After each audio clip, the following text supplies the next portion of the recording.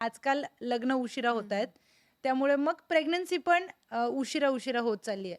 तर मग त्यामध्ये काय कॉम्प्लिकेशन्स येतात किंवा मग काय उपाययोजना करायला पाहिजे? असे सगळे प्रश्न पहिलाच हा आलेला. अच्छा.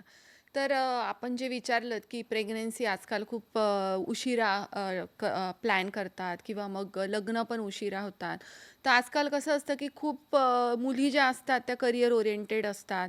त्यांना आधी सेटल व्हायचं असतं. मग त्या लग्नाचा विचार करतात आणि मग मुलांचा किंवा प्रेग्नन्सीचा विचार हं, करतात. हं.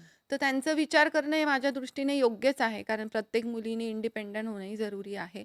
आणि जर लेट प्रेग्नन्सी कॅरी करत असाल, तर मग आपण त्याबद्दल पण काही माहिती जी आहे ती जाणून घेतली पाहिजे. म्हणजे जसं की योग्य वय आपण जे म्हणतो प्रेग्नन्सीमधलं ते 25 ते 35 आपण कन्सिडर करतो किंवा मॅरेजेससाठी कन्सिडर करतो. तर त्याचं कारण असं असतं की फिमेलमध्ये म्हणजे मुलीमध्ये त्या हं. वयामध्ये हार्मोन्स बॅलन्स असतात.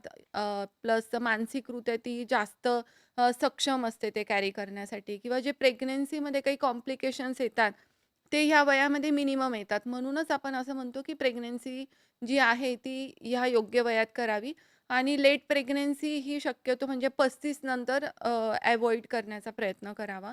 म्हणजे 25 ते 35 मध्ये ॲक्चुअली पहिलं मूल झालं पाहिजे.